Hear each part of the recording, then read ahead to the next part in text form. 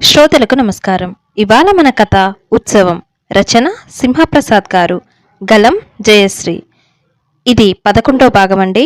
ఇక కథలోకి వెళితే, ఫారెన్ సెంట్ స్ప్రే చేసుకొని హుషారుగా కూనిరాగం తీస్తూ కొత్తగుడి దగ్గరికెళ్లాడు కొండలరావు. అలవాటు ప్రకారం అతని కళ్ళు అమ్మాయిని వెతికాయి. కళ్ళు అలా వెలిగి ఇలా మాడిపోయిన బల్బులయ్యాయి.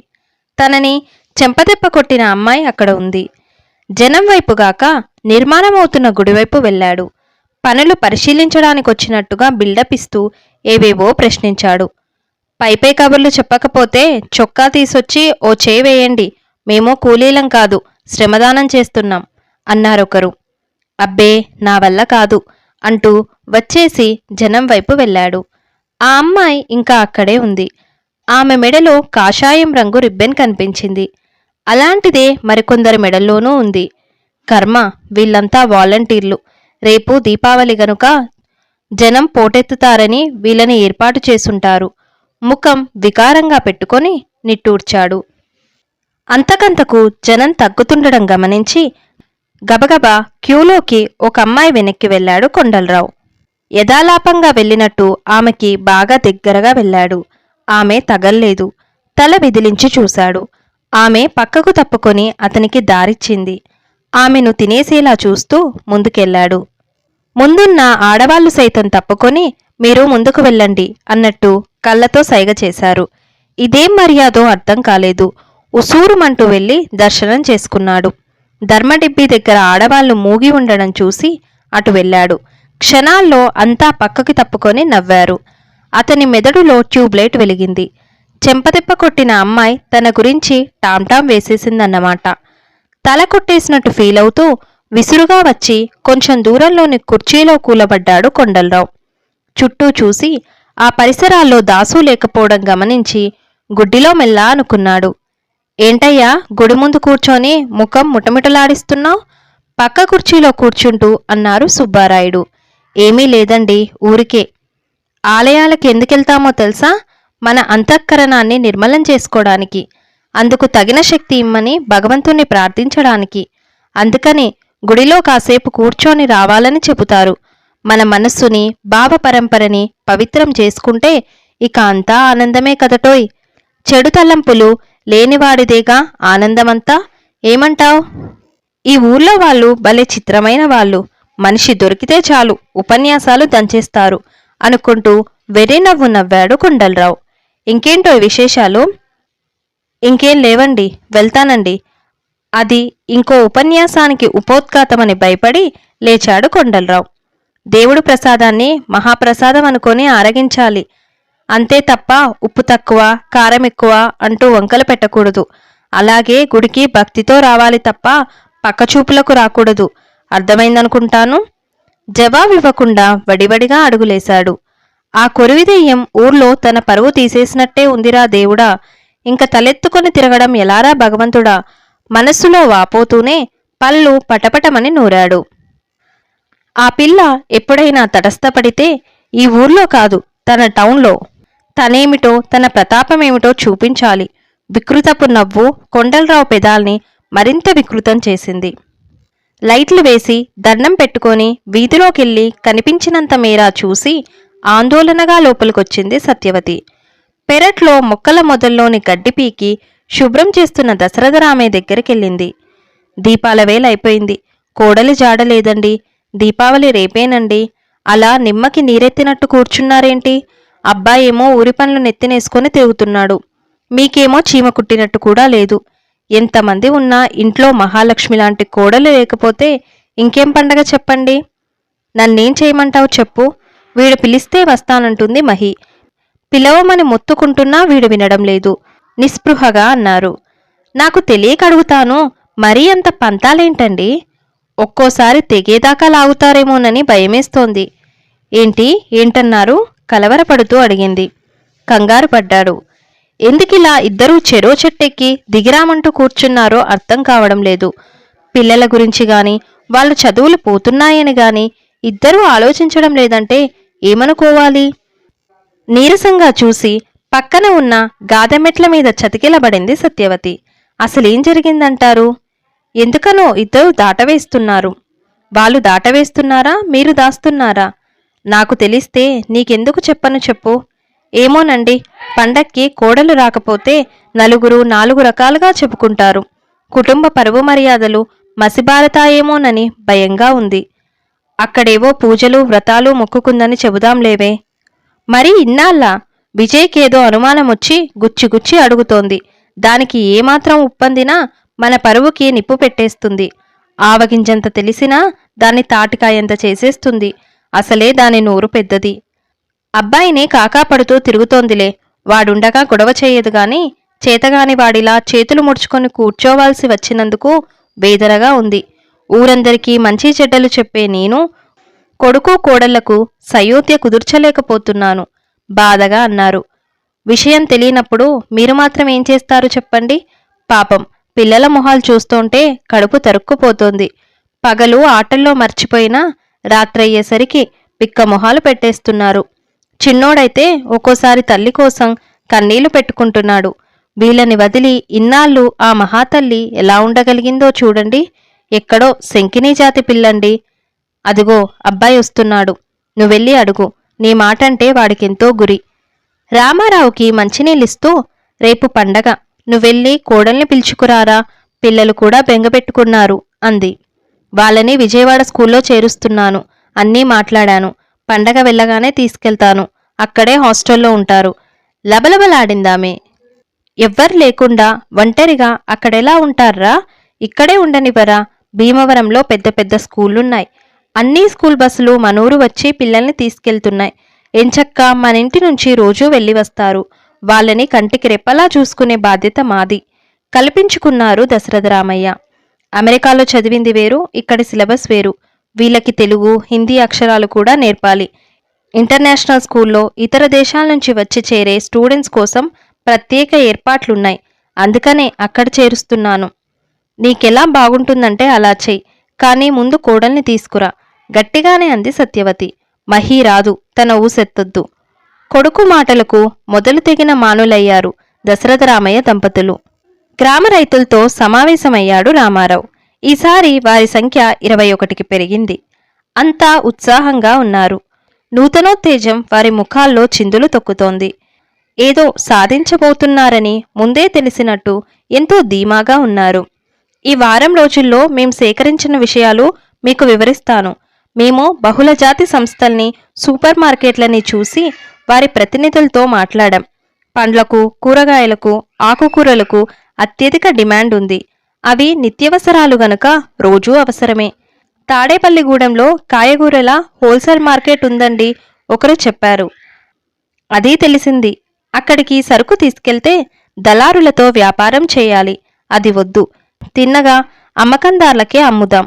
దానివల్ల మధ్య దళార్లకు కమిషన్ లేదా లాభం ఇవ్వక్కర్లేదు.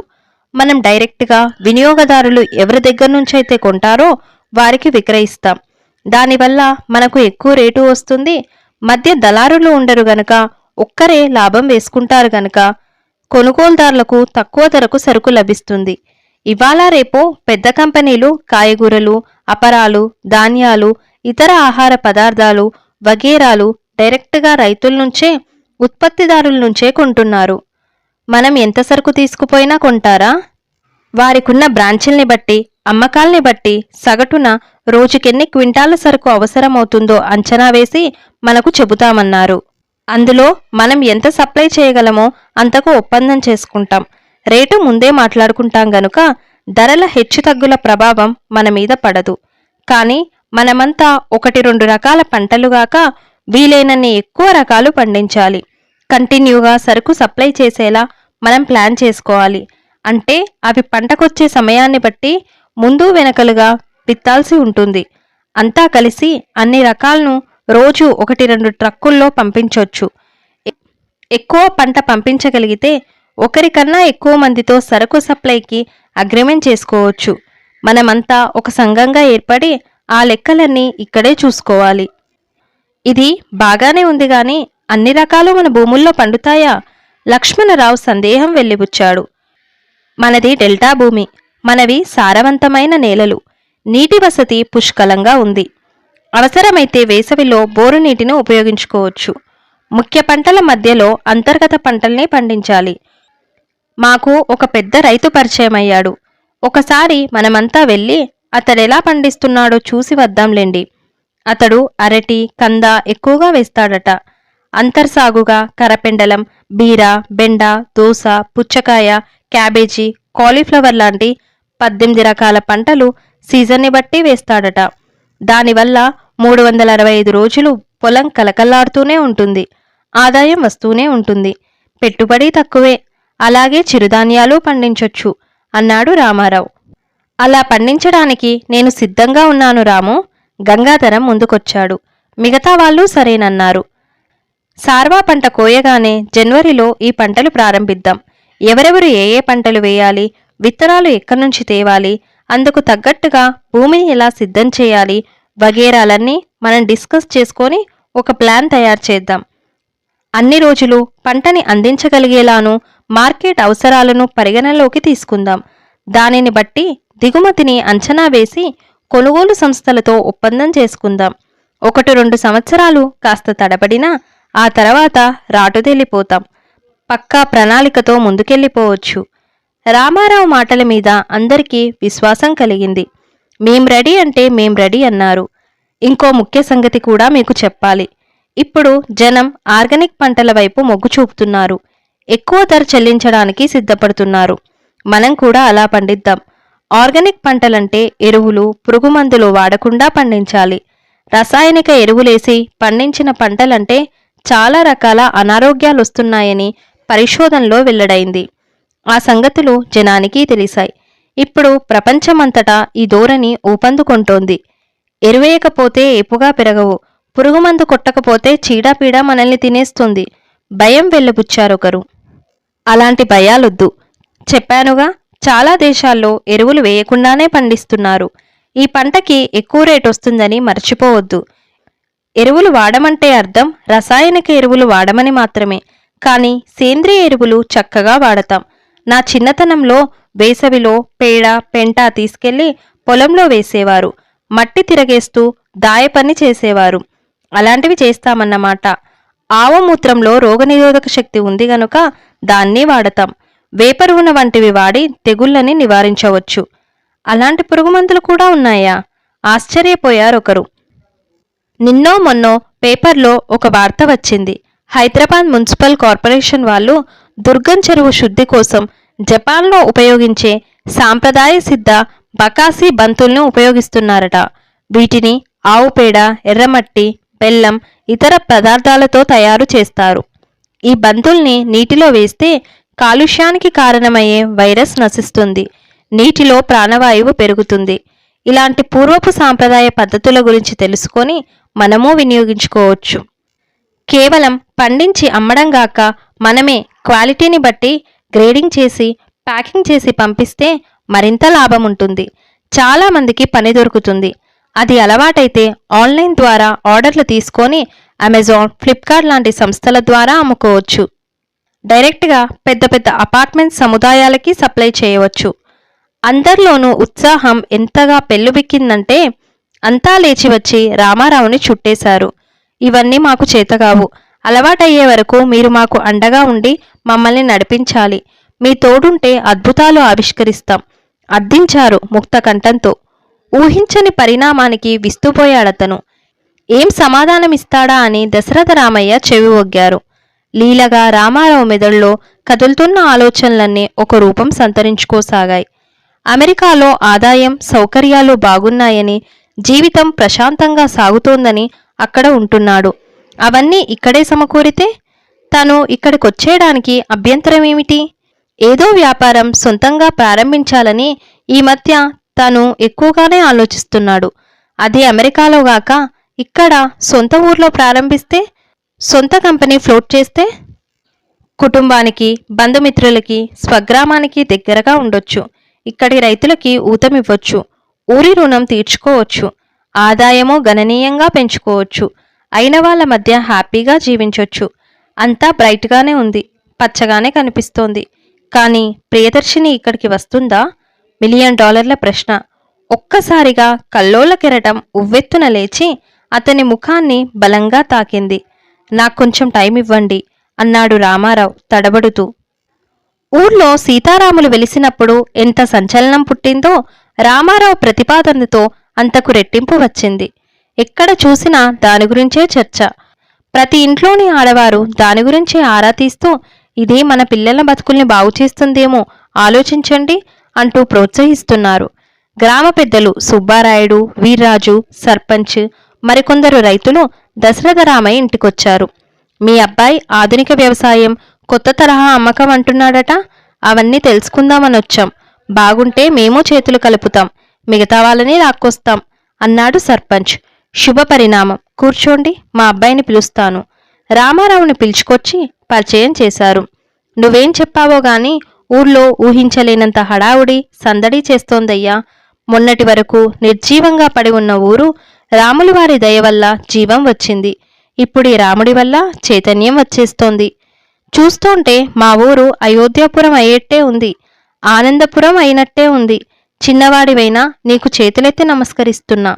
సుబ్బారాయుడు మాటకి చేష్టకి రామారావు గుండె జల్లుమంది. పెద్దవారు, మీరలా అనకూడదు. ఎంత చేసినా పుట్టిన గడ్డ రుణం, అన్నదాత రుణం తీర్చుకోలేం. అంతా నీలాగే అనుకుంటే గ్రామాలన్నీ పూర్వంలా కలకల్లాడుతాయి, ఆర్థికాభివృద్ధితో సస్యశ్యామలంగా ఉంటాయి. సర్పంచ్ మెచ్చుకున్నాడు. రైతులకి చెప్పిన వివరాలేగాక నువ్వేం చేయదలుచుకున్నావో అది కూడా మాకు చెప్పు. జనం గొర్రెల మందల్లాంటివారు. ఒకరు ముందెళ్తే పొలోమంటూ వెనకాల పడతారు తప్ప సొంత బుద్ధి పెట్టి ఆలోచించరు అన్నాడు వీర్రాజు. అతని ధోరణి సుబ్బారాయుడికి నచ్చలేదు. అలా మాట్లాడతావేంటి వీర్రాజు? రామారావు పెద్ద చదువులు చదివినవాడు, అమెరికాలో పెద్ద ఉద్యోగం చేస్తున్నవాడు. అతడు నీలాగా నాలాగా ఆషామాషిగా మాట్లాడ్డు. ఏం చెప్పినా ఏం చేసినా పక్కా ప్రణాళికతో చేస్తాడు. వారిని మనం ప్రోత్సహించాలి గాని వెనక్కి లాగకూడదు. ముఖం గంటు పెట్టుకున్నాడు వీర్రాజు. చెప్పు రామారావు, మా ఊరి భవిష్యత్తు నీమీదే ఆధారపడి ఉంది. నువ్వు ఏది మంచిదంటే అది చేసేస్తాం. నీకన్నా మాకెక్కువ తెలుసా ఏంటి అన్నాడు సర్పంచ్. కొత్త పద్ధతుల్లో గ్రామం అభ్యుదయ పదం పడితే ఆ కీర్తి ప్రతిష్టలు గ్రామ సర్పంచ్గా తనకే వస్తాయని అతడి ఆశ. అది ఎమ్మెల్యే పదవికి నిచ్చెన అవుతుందని ఆరాటం. అంతకు ఒక క్షణం ముందు వరకు ఊగిసలాడుతున్న రామారావు మనసు పెద్దల మాటలకు పూర్తిగా ఒకవైపు తూగింది. ఒక్క నిమిషం, ఇప్పుడే వస్తాను అని చెప్పి తండ్రిని రమ్మని సైగ చేసి లోపలికి దారితీశాడు. నుదురు ముడివేసి అనుసరించారాయన. తల్లిదండ్రుల్ని పక్కపక్కన నిలబెట్టి అన్నాడు, ఇంక నేను అమెరికా వెళ్ళను, ఇక్కడే ఈ ఊర్లోనే ఉంటాను. కొత్త వ్యాపారం ప్రారంభిస్తాను, నన్ను ఆశీర్వదించండి అని చెప్పి పాదాభివందనం చేశాడు. బ్రహ్మానందపడిపోయారు. ఆనందాశ్రువులు దారలు కడుతోంటే కొడుకుని కావలించుకున్నారు. అమెరికాలోని నా ముఖ్యమైన వస్తువుల్ని కంటైనర్లో ఇక్కడికి పంపమని నా ఫ్రెండ్స్కి చెబుతాను. కారు, అనవసర ఫర్నిచర్ అక్కడే అమ్మించేస్తాను. నేను మళ్ళీ అక్కడికి వెళ్లాల్సిన అవసరం లేకుండా ఇక్కడి నుంచే అన్నీ చక్కబెట్టుకుంటాను. గబుక్కున కొడుకు చేయి పట్టుకొని పూజామందిరం దగ్గరికి లాక్కెళ్ళింది సత్యవతి. దేవుడు కుంకుమ బొట్టు పెట్టింది. ఇద్దరూ అక్షింతలు వేసి ఆశీర్వదించారు. నువ్వు తీసుకురాబోయే మార్పుని అంతా నమ్ముతున్నారు. అంటే నువ్వు ఇప్పటికే సగం విజయం సాధించావు అన్నారు దశరథరామయ్య. ఇక నువ్వు, నీ పిల్లలు అంతా మా కళ్ళ ముందే ఉంటారన్న ఊహకి గుండెలు పట్టనంత ఆనందంగా ఉందిరా. ఊహించని ఆనందం. కోరని వరము ఇచ్చాడు ఆ కోదండరాముడు. ఈ జన్మకి భాగ్యం చాలు తండ్రి. పట్టరాని సంబరంతో ఊగిపోయింది సత్యవతి. రాముడంటే గుర్తొచ్చింది. రావణవధానంతరం లక్ష్మణుడు బంగారమయము స్వర్గతుల్యము అయిన లంకలో కొన్నాళ్ళుందామన్నాడు. అప్పుడు రాముడేమన్నాడో తెలుసా? జనని జన్మభూమి స్వర్గం కన్నా మిన్నయైనవి అంటూ అయోధ్యకి ప్రయాణం కట్టాడు. నువ్వు భూతల స్వర్గం అని చెప్పే అమెరికా వదిలి జన్మనిచ్చిన తల్లి దగ్గరికి, జన్మభూమికి వస్తున్నావు. చాలా చాలా సంతోషంగా ఉందిరా. తప్పకుండా ఇది స్వర్గాన్ని మరిపిస్తుందిరా అబ్బాయి. సంబరంగా కొడుకుని గుండెలకు హత్తుకున్నాడు దశరథరామయ్య. రామారావు కళ్ళు సైతం చెమ్మగిల్లాయి. మీ ఆశీస్సులుంటే చాలు, మీరు నా మీద పెట్టుకున్న ఆశలన్నీ నెరవేరుస్తాను హామీ ఇచ్చాడు. నీకిక తిరుగులేదురా, రామబాణంలా దూసుకుపో. రెట్టించిన ఉత్సాహంతో తలాడించి బయటికొచ్చాడు రామారావు. నేను అనుకున్నవన్నీ అమలు చేయడానికి 6 నెలల నుండి ఏడాది వరకు పట్టొచ్చు. కొత్త విధానం మొదలుపెట్టించి వెళ్ళిపోవడానికి మనసు సహకరించలేదు. ఎలాగూ మా అబ్బాయిల్ని విజయవాడలో చేర్చాను. అక్కడ చదువు సౌకర్యాలు బావున్నాయి. అమ్మా నాన్నలతో కలిసి సొంత ఊర్లో ఉండే భాగ్యాన్ని ఎందుకు వదులుకోవాలనిపించింది. అందుకని ఇక్కడే ఉండిపోవాలని నిర్ణయించుకున్నాను. మొదట తన గురించి వివరణ ఇచ్చాడు. ఏంటి, అంతా అమెరికా స్వర్గానికి ఎగిరి వెళ్ళిపోవాలని కలలు కంటోంటే నువ్వు అమెరికాని వదిలి ఈ పల్లెటూరుకొస్తావా? ఇదెక్కడ పిచ్చి పని? ఇక్కడేం బావుకుందామని? వీర్రాజుకి నమ్మశక్యం కాకుండా ఉండడంతో మనసులోంది కక్కేశాడు. అదే మాట వీర్రాజు, మనిషి సుఖంగా బ్రతకడానికి కావాల్సిన సౌకర్యాలన్నీ ఇక్కడే దొరుకుతుంటే అయిన వాళ్ళకి దూరంగా ఎక్కడో ఊరేగమంటావేంటి? మనమైన బంధాలు మన బతుక్కి ఓ అర్థమూ పరమార్థమూ చేకూరుస్తాయి. సుబ్బారాయుడు సన్నగా మందలించాడు. ఇక్కడుండి ఏం చేస్తావు? అనుమానంగా చూశాడు సర్పంచ్. ఇలాంటి కుర్రాళ్ళు రాజకీయాల్లోకొస్తే తనకి గట్టి పోటీ అవుతారని అతడి భయం. ఒక కంపెనీ పెడతాను. వ్యవసాయ ఉత్పత్తులు కొనడం, గ్రేడింగ్, ప్యాకింగ్ చేయడం, పెద్ద పెద్ద సంస్థలకు సప్లై చేయడం, ఆన్లైన్ ద్వారా డైరెక్ట్గా కన్జ్యూమర్లకు అమ్మడం చేస్తాను. తక్కువ లాభం తీసుకుంటాను. రైతులకి అవసరమైన యంత్రాలు కొని అద్దెకిస్తాను. నాణ్యమైన సీడ్స్ ఎక్కడ దొరికితే అక్కడి నుంచి తెప్పించి రైతులకి సప్లై చేస్తాను. రైతులే సొంత సీడ్ తయారు చేసుకునేలా ప్రోత్సహిస్తాను. వ్యవసాయ నిపుణులను నియమించి అవసరమైన గైడెన్స్ ఇప్పిస్తాను. అవసరమైతే పంటలు పండించడానికి గాను తక్కువ వడ్డీకి అప్పిస్తాను. అమెరికాలో సంపాదించిందంతా తెచ్చి ఈ కంపెనీ మీద పెట్టుబడి పెడతాను. గ్రేడింగ్, ప్యాకింగ్ నేర్పి గ్రామీణ మహిళలకు ఉపాధి కల్పిస్తాను. నైపుణ్యం, చదువు గల యువతీ యువకులకు ఉద్యోగాలిస్తాను. వారు అనుబంధ సంస్థలు ప్రారంభించేలా ప్రోత్సహిస్తాను. అతని నోటి నుండి వెలువడిన వాక్ ప్రవాహానికి మెస్మరైజ్ అయినట్టు అయిపోయారంతా. కొన్ని క్షణాల పాటు ఎవ్వరూ మాట్లాడలేకపోయారు. ఎవరికి వారు ఒక వినూత్న గ్రామాన్ని ఊహించుకుంటూ ఉండిపోయారు. ఆ పిమ్మట అభినందనలతో ముంచెత్తారు. మేము కలుస్తాం అన్నారు. ఇది కలో నిజమో తెలియడం లేదురా అబ్బాయి, ఆశ్చర్యంగా అన్నాడు సుబ్బారాయుడు కళ్ళు తుడుచుకుంటూ. నిజం కాబోతున్న కళ అన్నారు దశరథరామయ్య. ఇంతటితో ఈ భాగం సమాప్తం. ఈ వీడియో మీకు నచ్చినట్లయితే లైక్ చేయండి, షేర్ చేయండి, కమెంట్ చేయండి. ఛానల్ని సబ్స్క్రైబ్ చేసి నన్ను ఎంకరేజ్ చేయండి. Thank you.